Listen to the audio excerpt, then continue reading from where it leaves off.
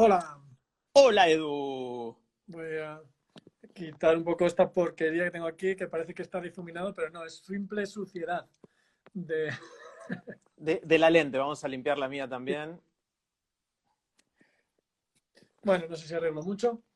¿Qué Es tal? como es como un efecto especial que te da cierto halo. Un, un filtro de esto. Exactamente, exactamente. ¿Cómo estás, Edu? Bien, bien. Eh, ya pues va pesando todo un poco, ¿no? Ujú. Pero bien, bien, con mucha ocupación realmente, con mucho trabajo, muchas cosas que hacer. Que bueno, ¿estás en La Rioja? Sí, estoy en Logroño, en casa. Logroño. Ujú. Sí, aquí metidito. Llevamos aquí en España, llevamos de confinamiento, digamos, total, 6 semanas y un poco más, 6 semanas y media. Sí, comenzó el 14 de marzo. Sí, sí, sí. Bueno, Edu, Aquí. quiero hacerte una sola pregunta y después que conversemos. Y la pregunta, como Ujú. te anticipé, es ¿en qué estás pensando? Esa es la pregunta que hace Facebook, ¿no? Es verdad, es la misma que hace Facebook, quizás este es otro contexto, pero sí, Sí, es la misma sí lo pregunta. es, sí lo es. Pues mira, estoy pensando muchas cosas, como supongo que casi todo el mundo que está en esta situación, ¿no? Y aunque no estés metido muy en esta situación, digamos que es tan global, es tan nuevo, es tan diferente, aunque no tanto, quizá podamos hablar de eso después, es tan nuevo, pero no tanto. Pero es cierto que es nuevo en algún ámbito, ¿no? Y es nuevo porque ha descubierto a una cierta parte de la sociedad, a una cierta parte del mundo, la fragilidad, la vulnerabilidad. Y en eso estoy pensando de alguna forma, ¿no? Dentro de todas las... Elaboro un poco, ¿eh? Porque soy así como de dar rodeo, entonces voy a dar el rodeo. Dentro de las cosas que estoy haciendo es leer bastante, leer algunas cosas que puedo leer ahora con calma, o, o libros que pesan mucho y no me los llevo a los viajes. Y entonces, aunque no sea más que por esa, eh, ¿cómo se llama? Por esa limitación de peso, pues ahora lo estoy leyendo, ¿no? Y entre ellos estoy leyendo unos de Úrsula Le Guin, lo hablaba el otro día con un amigo que conoces, con Héctor Urien, Ujú. los libros de Úrsula Le Guin que son de fantasía medieval, de magos y aventuras y esto, ¿no? Y en uno de esos libros, en la costa más lejana, el mago y su ayudante están viajando en barca. Eh, y en la conversación del mago con su ayudante, me llamó mucho la atención por el momento desde el que yo la leía. Y el mago le dice que dentro de la vida de hacer a la que él se lanzó desde su adolescencia, cada acto que hacemos nos va llevando a hacer otros actos, a hacer nacer otras acciones. Y que son raros los momentos en los que uno puede detenerse y pensar en quién es, dedicarse a ser y en pensar en quiénes somos, ¿no? Y ahora mismo estamos parados como sociedad.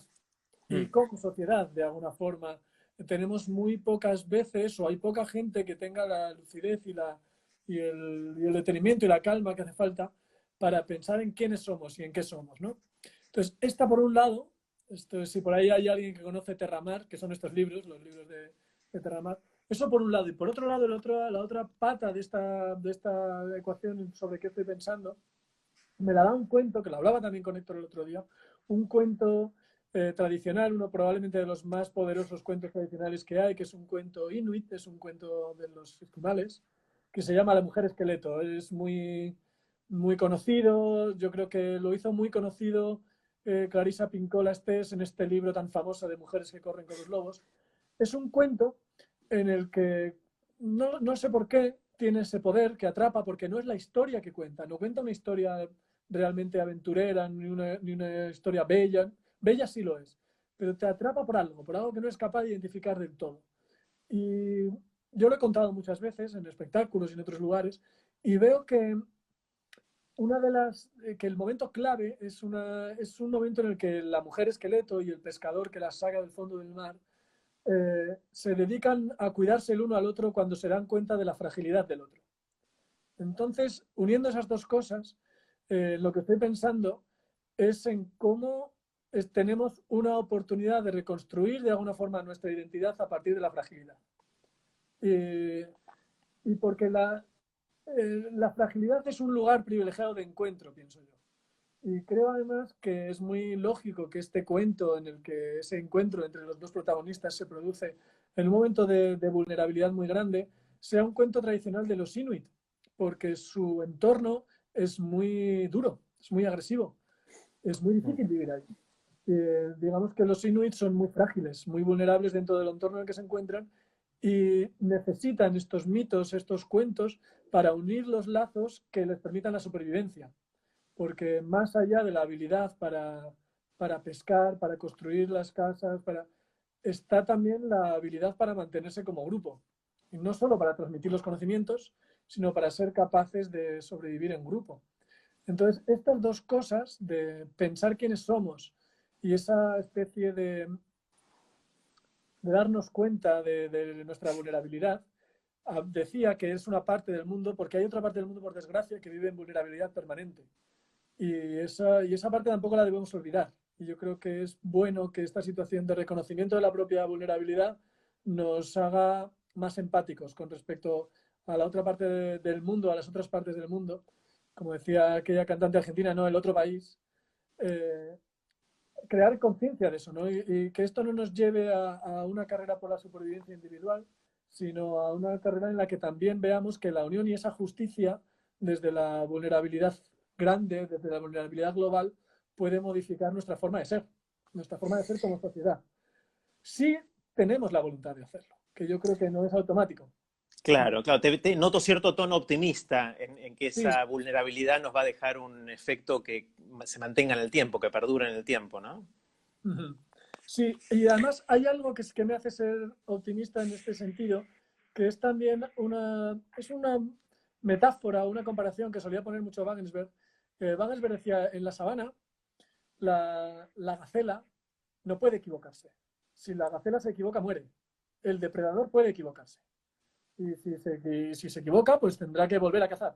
Pero el depredador tiene Ahí te que perdimos un segundo. El depredador tiene. el depredador tiene margen, pero Claro. margen de error, pero la presa no. Y Mm, ahora mismo nosotros estamos puestos en el papel de presa y estamos teniendo que mm. ver que quedarnos quietos no es la opción, hay que moverse como se mueve la ciencia, digamos, que es a partir de intentar, errar, volver a intentar, volver a errar y en ese camino avanzar, ¿no? Y le pasa un poco la gacela no puede quedarse quieta, la gacela tiene que ganar tiempo, que es un poco lo que estamos haciendo ahora en este momento en el que somos presa, ganar unos metros para entonces decidir cuál es el camino, cuál es la vía de escape, pero necesita ganar unos metros. Y nosotros ahora mismo estamos en ese punto, ¿no? De ganar unos metros para ver hacia cuál es la vía de escape. Cuando empezaste me encanta, Edu, esto, cuando empezaste a contar todo esto, yo me preguntaba si vas a ir hacia la vulnerabilidad, fragilidad y de preguntarnos quiénes somos a nivel individual, a nivel de grupo pequeño o a nivel de humanidad. Y veo que terminaste hablando más del macro, ¿no? Del nivel de humanidad y cómo podemos generar más empatía. ¿Te pasa también algo a ti a nivel personal con esto, no? ¿O es más, lo ves más a nivel macro? Hombre, yo creo que están las dos cosas, ¿no? Por un lado, a nivel personal también, ¿no? Es decir, bueno, ¿cuáles son aquellas cosas que valoramos y aquellas cosas sobre las que tomamos decisión, ¿no? Ahora que hemos convertido nuestros hogares en refugios de alguna forma y tenemos esta conciencia de refugiado o de oculto en nuestro propio búnker, en nuestro propio aislamiento. Creo que sí, que personalmente yo también me veo en algo que no sé si seré capaz de hacer o no, que es el dar valor o reevaluar el sistema de valores, digamos, ¿no? Porque creo que sí, que como decía Goethe, que alguien lo apuntaba por ahí, el mago de Úrsula Le Guin, es un momento privilegiado de alguna forma el poder separar a decidir a ser y a decidir quiénes somos, a pensar quiénes somos. Mm. Porque es algo que siempre nos preguntamos, ¿no? Cuando a los niños o cuando a los jóvenes nos preguntamos, ¿tú qué quieres ser de mayor? Casi siempre la respuesta es una profesión. Y bueno, no está mal que de vez en cuando quién quiere ser de mayor no sea una profesión, sino sea quién quiere ser, cuál es la escala de valores, de actuaciones para ti también, como Claro. persona. Sí, me gusta mucho y esto lo asocio con otras conversaciones que estuve teniendo en los últimos días con Mariano Sigman, nuestro amigo. Mariano me decía algo que me llama mucho la atención respecto a qué hace que ciertas cosas puedan cambiar o no. el contexto de esa conversación tenía que ver con el aprendizaje. ¿Cuándo es que podemos aprender? Y la metáfora o la analogía que me contaba Mariano es que si uno quiere moldear el vidrio, por ejemplo, lo que tiene que hacer es ponerle calor. El calor, cuando uno calienta el vidrio, lo vuelve maleable y uno puede darle la forma que uno quiere y cuando se enfría, se endurece nuevamente. Si uno quiere moldear la cerámica, lo que tiene que hacer es darle humedad. La humedad a la cerámica le da la capacidad de nuevo de ser maleable, moldeable, y después cuando se seca vuelve a ser rígida. En el caso de nosotros, cuando queremos aprender, lo que queremos malear o moldear es nuestras redes neuronales, nuestro cerebro, nuestras conexiones. Y la forma de hacer eso, me contaba Mariano, es a través de la dopamina. La dopamina es lo que el calor le es al vidrio y la humedad le es a la cerámica. La dopamina le es a nuestra plasticidad neuronal, a nuestro cerebro, de generar la posibilidad de tener nuevas conexiones que nos permitan hacer algo que antes no podíamos hacer, es decir, de aprender. Y yo pegué el salto, y se lo contaba anoche a Mariano, y él me dijo que era interesante el paralelo, que algo nos está pasando como sociedad. Es decir, en general la sociedad es bastante rígida. La posibilidad de hacer cambios grandes en la sociedad es muy menor y lleva muchísimo tiempo. Sin embargo, ahora, en las últimas semanas, vemos que pasaron un montón de cosas que ni siquiera estaban dentro del ámbito de lo posible hasta hace 2 meses atrás. Y que en parte la pandemia es la dopamina de la sociedad. De alguna manera la pandemia hizo que muchas cosas de la sociedad que eran muy rígidas, de repente y quizás por un periodo de tiempo más o menos limitado, se vuelven maleables. Y así como nos podemos preguntar individualmente y como sociedad quiénes somos o qué somos, quizás eso puede dejar un efecto de largo plazo, yendo a tu punto, si es que logramos actuar a tiempo antes de que se vuelva a solidificar nuevamente, antes de que se vaya el calor, de que se vaya la humedad, de que se vaya la dopamina social que sentimos ahora, ¿no? Ahí está Edu de nuevo, a ver. Hola, de nuevo. Sí, sí, ahí volviste. Pasa esto. Yo creo que es una hora, es que ahora mismo es una especie de hora punta en España para las conexiones de red y es posible que el ancho de banda no pueda con todo. Sí, decía un poco que lo que dices que me parece buenísimo, ¿no? Lo de Mariano, del calor y de la humedad. Yo creo que el calor y la humedad de nuestro aprendizaje tiene que ver también con la relación que tenemos entre placer y sentido. Hace poco se lo leía a Pérez Tupiñán, que decía que la felicidad está hecha más de sentido que de placer. En el sentido de que casi todos lo decía muy bien, un ejemplo muy bueno, me pareció magnífico y que yo me lo llevo a la parte del aprendizaje. Él decía, la mayor parte de los padres y madres dicen, lo mejor de la vida es haber tenido nuestros hijos. No es un placer criar un hijo. No es completo de momentos placenteros, muchísimos, pero tiene otros que no lo son. Pero desde luego sí está plena de sentido, todo el tiempo. Todo el sentido. Y creo que tiene mucho más que ver la felicidad con el sentido que con el placer, eso es algo bastante obvio. Sí, lo siento por esto. ¿Me escucháis ahora de nuevo? Ahora sí, un poco entrecortado, pero se escucha ahora. Vale, esperemos que no vuelva a pasar. Pero sí, bueno, pues es un poco eso, ¿no? Que también en el aprendizaje, cuando nosotros aprendemos matemáticas, por el caso, lo que necesitamos, además del momento de esa dopamina, es sentir que lo que hacemos tiene algún sentido. Y entonces estaremos dispuestos a hacer los esfuerzos y a... Por supuesto, el placer tiene que ver, y es maravilloso cuando aprendemos jugando y cuando aprendemos con placer, por supuesto, pero es secundario su papel con respecto al sentido. Y entonces ahora mismo estamos también un poco en eso, quizá tiene que ver con lo personal y con lo colectivo también, reevaluando el sentido de las cosas, de bastantes cosas, ¿no? Y es por eso, por lo que yo creo que la vulnerabilidad es un buen maestro, una buena maestra en este momento. Porque está claro que ahora, precisamente, que no podemos encontrarnos, valoramos mucho el encuentro. Bueno, perseveramos. Sí, sigamos. Ahí. Decías algo sobre la conexión y justamente se cortó la conexión en ese momento. Sí, un poco eso, ¿no? Que le estamos dando importancia ahora a la conexión entre personas y también a la opinión de los expertos. Yo creo que ahora mismo no he visto estadísticas y no sé si se han hecho sobre cómo están ahora los índices de valoración de la ciencia, por ejemplo, con respecto a otros momentos. Porque ahora estamos viendo que efectivamente es algo que nos marca la diferencia entre la supervivencia individual y como sociedad y no. Y de hecho lo vivimos cada día. Yo creo que al menos en España, y supongo que en otros países también, cada día estamos mirando gráficas, cada día estamos mirando datos, cada día estamos conociendo a un virus, conociendo a una enfermedad, conociendo y sobre todo viendo qué evidencias científicas soportan la toma de decisiones. Algo que a esta escala y a esta cotidianidad yo no había visto jamás, al Sí, menos en la historia esa que es hemos tenido. es una visión optimista. Mucho de lo que uno ve en algunos de los líderes globales, como el caso de Trump o Bolsonaro, no es necesariamente eso. Sí, Y eso me preocupa porque puede generar otra percepción en la gente que está muy deseosa de encontrar soluciones fáciles, rápidas y que las convenza. Entonces también aparece un poco de pensamiento mágico y de sugerencias ridículas de Trump de tenemos que inyectarnos desinfectantes, ese tipo de cosas que hacía que sí. sus asesores de ciencia pongan caras raras mientras él decía esas cosas, ¿no?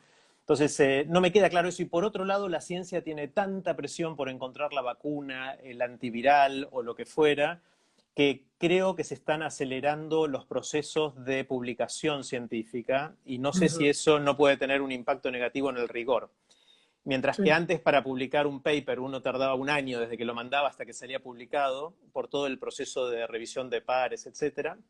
Ahora hay cosas que se publican en 2 o 3 semanas o menos, y me pregunto si eso puede tener un impacto negativo en la percepción de rigurosidad en la ciencia. No sé si lo has percibido así o no. Yo entiendo que hay distintas vías de publicación para estos resultados, ¿no? Algunas vías que son porque se advierte, lo que pasa que, claro, quien no está metido, digamos, en ese mundo no lo detecta, ¿no? Porque se advierte que que este artículo, sí, que este paper ha sido publicado por una vía que no está sometida a la evaluación por pares, sino que es, bueno, pues un intento de poner a disposición de la comunidad un trabajo, digamos, en desarrollo preliminar. Y eso sí que es verdad que tenemos que ponerlo, que matizar, ¿no? Cuáles son los trabajos que sí que han sido más testados y que van llevando ese proceso científico y cuáles lo están acelerando o están siendo publicados de forma acelerada, ¿no? Nombrabas a Trump y esa rueda de prensa que yo creo que va a pasar a uno de los momentos que van a quedar como clave en este proceso, ¿no? Porque es una puesta en escena básicamente de todo lo que no debería ser porque por un lado es una persona que está haciendo un uso o está haciendo gala, o no sé, o está siendo víctima de una especie de incultura, digamos, de no saber cómo funciona una desinfección o el cuerpo humano o un virus, etcétera. Y por otro lado, está confundiendo el papel de la política y de la ciencia y la relación entre ambas, ¿no? Entonces yo creo que en los manuales política científica del futuro puede que aparezca esta rueda de prensa como un ejemplo grande, ¿no? De qué cosas no deberían ocurrir.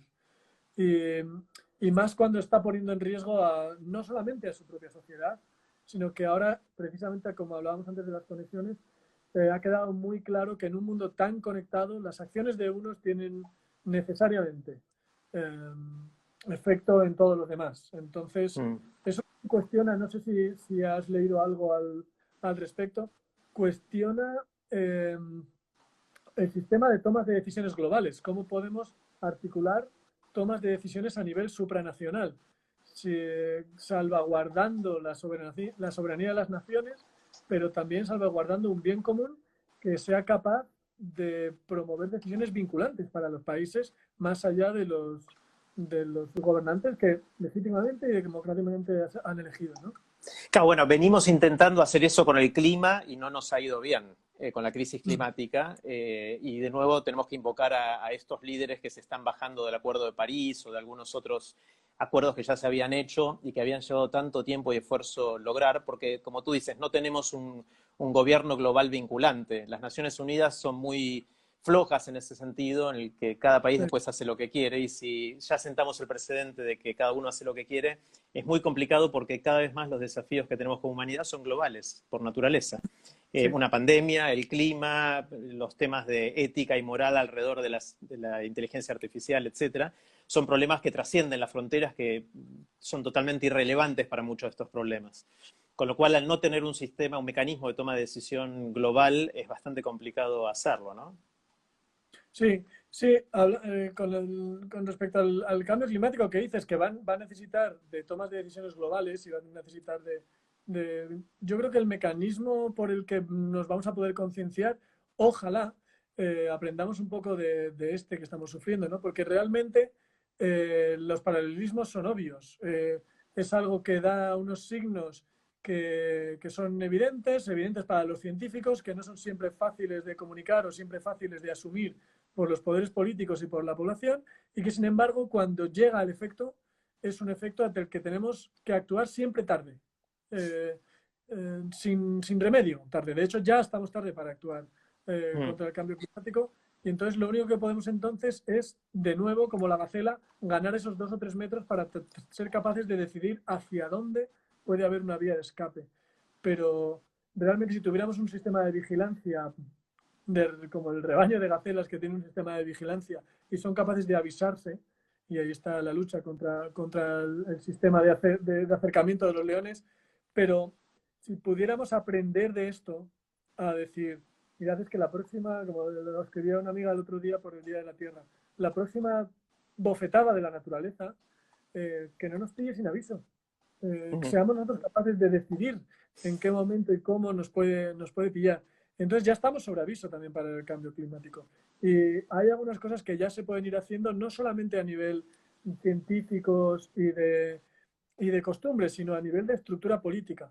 Incluso yo creo que también hay una cosa que me da la impresión que en Europa se va a aprender, yo soy optimista en eso, que son cambios en la logística del mundo.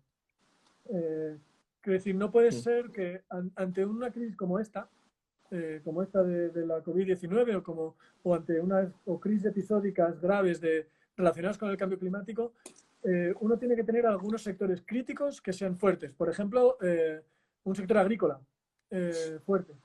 Porque si hay un cierre de fronteras y dependes de los alimentos de otros países para alimentarte, pues estás siendo muy dependiente en un momento crítico de forma que se juega tu propia supervivencia. Entonces, mm. estos cambios de logística que llevó la globalización a extremos que quizá no sean adecuados, pues yo creo que conviene repensarlos, y a mí me da la impresión de que sí va a haber un cambio a ese nivel, Mm. porque se ha visto que ahora mismo estamos dependiendo de un mercado de algo tan mundano como mascarillas.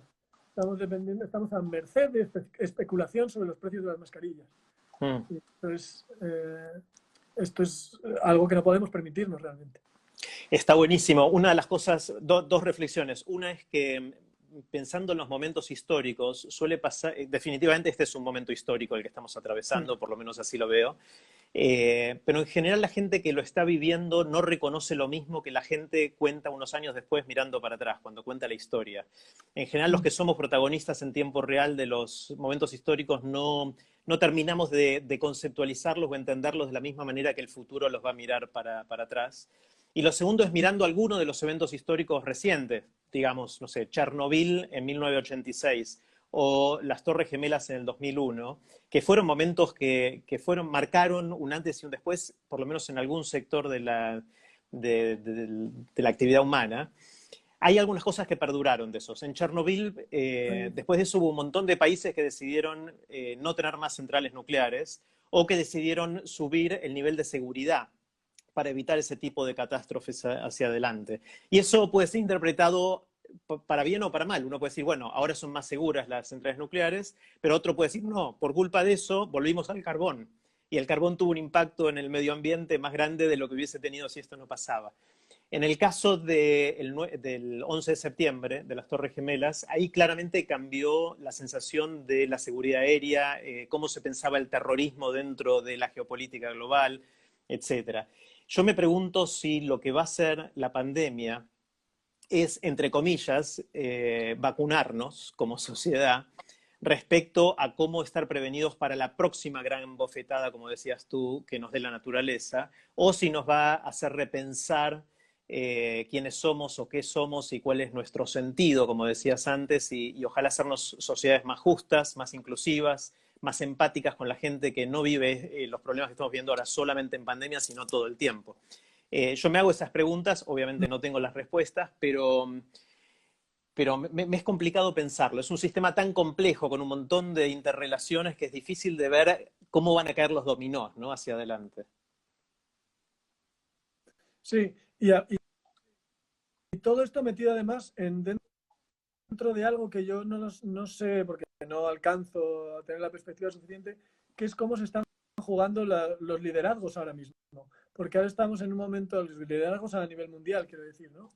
Ahora mismo estamos en un momento más debilitado el papel de los Estados Unidos y el papel de con los dos que están en esa ahora mismo por estas dos razones,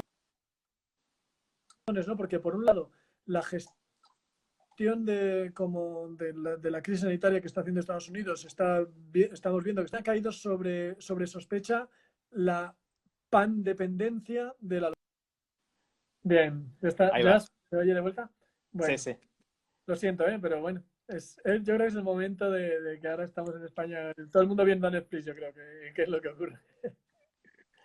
Entonces, Pero me estabas diciendo algo, sí. sí, un poco de esto, ¿no? ¿Qué piezas geopolíticas van a moverse en este momento, ¿no? Y yo creo que una puede ser esta de la redefinición de ese concepto de hegemonía, porque como dábamos por supuesto antes que había una lucha por la hegemonía, digamos, comercial entre los Estados Unidos y China, los Estados Unidos de América y China, ahora mismo están en cuestión, por un lado, la capacidad también de liderazgo de los países, porque Estados Unidos está viendo ahora que está dando una respuesta débil o al menos una respuesta errática y que se ha puesto en manos de un líder que a lo mejor no está estando a la altura. Y por otro lado, con respecto a China, que así como su liderazgo interno no se ha puesto en duda en absoluto, sin embargo, el hecho de que, le decía antes, como esta pandependencia de la logística china, sí se ha puesto en cuestión y es la fortaleza ahora mismo de China en su papel geopolítico, ¿no? Se apoya en que realmente son la distribuidora de bienes de todo el mundo. Y el hecho de que eso exista, esa centralización de la distribución de bienes de todo tipo, puede hacer que haya un cambio del equilibrio de fuerzas, ¿no? Y yo entiendo que es un cambio bueno. Puede Eh, ser un cambio, puede ser un cambio, Edu, también de revertir algunos de los efectos de la globalización, ¿no? Si volvemos a economías más locales, donde esa logística pasa a ser más local porque es más robusta frente a estos desafíos, quizás volvamos a un sistema en el cual la localidad vuelva a jugar un rol. Si a eso le sumamos que por un tiempo no vamos a querer viajar tanto seguramente, y que los viajes de turismo seguramente van a demorarse en volver a activarse, es posible que volvamos a valorar más lo local, ¿no? Sí, y es algo que a mí me llama la atención porque en cada una de estas crisis, más o menos de mayor o menor magnitud, es una llamada que siempre se hace. Aquí cuando hubo en el año 2013, 2012, 2013, la crisis en España con el 15M y todo esto, la gente decía, tenemos que volver a las tiendas de barrio, a la economía local, y se volvió, y de alguna forma sí que hay movimientos que surgieron a partir de ahí. Ahora mismo también se hace esta llamada, ¿no? A la economía local, sobre todo en lo que tiene que ver con los alimentos y con el textil, podría ser, o con los sectores críticos. Probablemente que muchas veces también cuando oímos hablar con respecto al cambio climático, también este argumento sale, ¿no? De la vuelta a lo local. Entonces, bueno, pues si todos los signos apuntan por ahí, reforcemos esto. Lo que no puede ser, España le pilló esta crisis en medio de una ola de protestas del sector agrícola por sus condiciones de trabajo. Mm. Sintomático, que el sector agrícola, que ahora mismo es crítico, siempre lo ha sido, crítico, pues se tiene que, a lo mejor no es tan llamativo, tan fashion como otros sectores, ¿no? Pero desde luego, aunque económicamente suponga, no sé qué puede suponer la agricultura en España, puede ser un 3% del PIB, es un 3% que es crítico, que es fundamental, del que no podemos prescindir. Y eso lleva a muchas, muchas consideraciones, ¿no? Respecto a cómo se valora, pero también cuáles son las dedicaciones de los espacios, de los terrenos, etcétera. Porque yo pienso, por ejemplo, ahora, no sé qué reflexión se hace, porque no he leído ninguna, eh, sobre cómo queda la opinión en torno, por ejemplo, al Brexit con respecto a lo que acabamos de ver, ¿no? Porque parece que el Brexit efectivamente es un aislamiento, pero por otra parte es un aislamiento en un lugar del mundo que también es muy dependiente de otros en algunos sectores críticos, ¿no? Entonces no sé porque me interesaría saber cuál es la reflexión en torno a dos fuerzas de independencia con respecto a los demás y a la vez de dependencia con respecto a los demás en una situación como la que estamos viviendo donde el aislamiento es clave. Claro, Pero sí. para aislar tienes que ser autosuficiente de alguna forma. Ujú. Pasando de lo macro a lo micro, a Edu, ¿cuáles son, qué te anda dando vueltas por la cabeza respecto a tu búsqueda del sentido personal? Es decir, el día que se libere todo esto y podamos volver a hacer, en principio, todas las cosas que hacíamos antes, ¿vas a seguir haciendo lo mismo que hacías hace 2 meses o vas a hacer cambios en tu vida? Bueno, había algunos que quisiera hacer, algunas cosas que quisiera seguir haciendo, ¿no? Por ejemplo, ahora yo valoro muchísimo el deporte y todo esto, entonces, pues, es de las pocas cosas que, o sea, que estoy deseando que empiece porque lo he hecho realmente de menos, el poder salir a correr.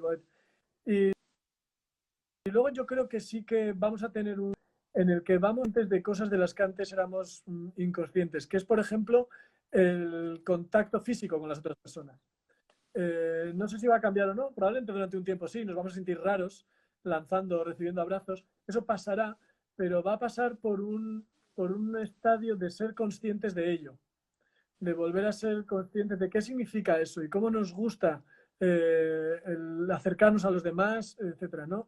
Y eso que es a un nivel físico yo creo que va a ser muy obvio y va a ser muy raro y va a ser diferente, yo creo que a nivel afectivo también, ¿no? El ser conscientes de nuestros afectos. Y yo creo que para mí es una llamada de atención también. Es decir, ser más consciente de mis afectos, de dónde están, dónde dirigirlos y cuál es el equilibrio que voy a poner entre lo que decíamos antes de hacer y ser, ¿no? De hacer cosas, de hacer más cosas, de realizar proyectos, etcétera, pero también de la intensidad de los afectos, porque ahora mismo que estamos siendo forzados a vivir aislados, de alguna forma estamos viviendo la maravilla de la interconexión, de esta interconexión electrónica que tenemos, pese a que mi sonido y mi imagen se cuelgue cada 2 por 3, pero es una maravilla, es una maravilla. Mm. Y entonces esto nos hace ver que realmente es lo que buscamos, lo que buscamos esto con otros. Y a mí eso me toca también en lo personal, ¿no? Es decir, voy a reevaluar. Me quedé pensando, Edu, que qué terrible sería si se nos cayera internet en todo el mundo ahora, ¿no? O Claro, ¿no? sea, hablamos de los beneficios de poder estar conectados y tener esta conversación, a pesar de que no puedo ir a Madrid y tú no puedes venir a Buenos Aires a Logroño. Pero si esto mismo hubiese sucedido hace 20 años, habría sido una pandemia totalmente distinta, ¿no? Muy distintas, sí, sí. Yo creo que las conexiones ahora han permitido muchas cosas. De hecho, por ejemplo, algo tan banal como yo no he dejado de trabajar en mis clases. Entonces, yo tenía mis clases y sigo el curso y evaluaré a mis estudiantes igual. Entonces, las decisiones, si esto no hubiera sido posible, hubieran sido otras. Probablemente estaríamos hablando de cancelar cursos de pasar automáticamente de curso o cosas así, mandar unos trabajos para que cuando se pueda recoger físicamente el poderlos enviar, hacer copias o algo así, dejarlas en algún lugar. Yo creo que creo que costaría más. Es decir, que me parece que Internet está teniendo un papel en acortar los plazos de recuperación de la pandemia. Mm, sí, Porque el hecho de no tener que hacer todo de forma física y desplazándonos hace que podamos mantener unas distancias sociales y unos confinamientos que están acortando los plazos. Así sí. que yo creo que sí, Internet ¿Te, está tiene un papel. te ha pasado, Edu, en tus clases que a veces sientes que esto incluso es más efectivo que la clase en persona o más eficiente quizás? No lo sé, yo creo que porque si hubiera sido fruto de una decisión, hubiéramos planificado de otra forma, probablemente, ¿no? Mm, Como ha sido una adaptación a una situación sobrevenida, nosotros teníamos un curso planificado para ser presencial. Y entonces lo que sí exige, o por lo menos tal como lo tenemos planteado, es que hemos caído en eficiencia en el sentido de, por ejemplo, de contestar las dudas de los estudiantes. Alguien que al final de la clase se te acerca y te pregunta una cosa y aprovechas a 3 o 4 que están ahí de, mira, sí, sí, tenemos toda esta misma pregunta. Y ahí en la pizarra puedes resolver la duda.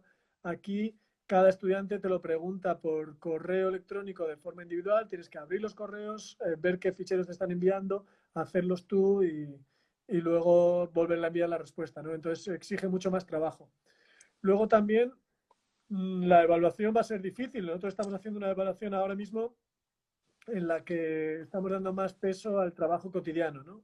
Más que a los tradicionales exámenes, sobre todo por la logística de montar el examen y por el asegurar la autenticidad de los exámenes, que no es trivial ahora mismo. Entonces, pues claro, a partir de unas asignaturas que estaban preparadas para ser dadas de forma presencial, pues esto nos ha supuesto un cambio. Pero también tengo que decir que en cuanto a la transmisión de conocimiento y al aprendizaje, estamos dando a los muchachos la oportunidad de que aprendan de forma igual o incluso mejor que antes, porque estamos dando una mayor variedad quizás de recursos para que ellos puedan ejercer un aprendizaje autónomo. Así que Ujú. yo creo que el beneficio en cuanto a eficiencia no ha sido tanto porque no estábamos preparados, o sea, no ha sido improvisado, ha sido sobrevenido. Y por otra parte, pese a todo, yo también valoro mucho la enseñanza presencial, ¿no? Y el contacto con las personas, porque incluso a nivel universitario eso quizá no es tan relevante como a niveles de primaria y secundaria, donde es fundamental, pero Ujú. aún así también tiene su papel y cada alumno es diferente, cada persona es diferente. Y luego también de alguna forma iguala oportunidades, ¿no? Porque aquí también dependemos un poco de los equipos que cada persona tenga, de la conexión de las personas, y eso no fue evaluado previamente, por eso ha sido Claro. sobrevenido también. Sí, pero con el tiempo esto podemos ir perfeccionándolo. Me recuerda Sí, mucho cuando empezaron a surgir los primeros periódicos en Internet, cuando el país o la nación aquí en Argentina o The Washington Post en Estados Unidos pusieron sus primeros sitios online. Esencialmente lo que hacían era sacarle una foto al diario impreso y hacían un PDF del diario y ajá, pues lo ponían online. Con lo cual era hacer lo que hacíamos siempre, tratando de adaptarlo a esta nueva plataforma, a este nuevo canal, pero sin aprovechar todo el potencial del canal. Después se dieron sí, cuenta que no hacía falta que sea una foto, que podía ser texto, que podía haber videos, fotos, que puede ser interactivo, que pueden comentar, que pueden compartir, y todo lo que fue pasando a través del tiempo con los medios de comunicación. Yo creo que en educación pasa lo mismo. Estamos usando las herramientas estas torpemente porque nos agarró la urgencia. Y ahí creo que lo hemos perdido a Edu nuevamente. sí. Te decía que quizás este es un intento torpe parecido a poner al diario en PDF online, ¿no? Y que quizás con el tiempo podamos encontrarle a todas estas herramientas un potencial educativo que no tenía el sistema anterior. Sí, sí, lo tengo claro y creo que además estamos descubriendo herramientas que ya podíamos haber estado usando antes y que probablemente nunca sacábamos el momento para ponernos a ver el uso, la utilidad, etcétera. Y entonces yo creo que vamos a mejorar la parte online de nuestras asignaturas. Yo creo que va a haber a partir de ahora un mayor peso de herramientas online complementándose con la presencialidad. Y yo creo Mm. que ahí vamos a encontrar un equilibrio bueno y más rico probablemente. Yo creo que sí, que va a ser Sí, una de sí, las sí. enseñanzas para quienes nos dedicamos a la enseñanza. Edu, tengo ganas de leer algo que jamás yo hubiese encontrado. Un libro, una novela o cuentos, puede ser ficción, no ficción. Si yo voy a elegir de aquí atrás alguno de los libros que ya tengo, voy a elegir lo que ya hubiese leído de todas maneras. Dado lo que me conoces y la cantidad que tú lees, ¿qué me recomiendas leer? Pues de lo que he leído ahora, no sé si conoces o no los libros de Úrsula K. Le Guin, que son estos de Terramar.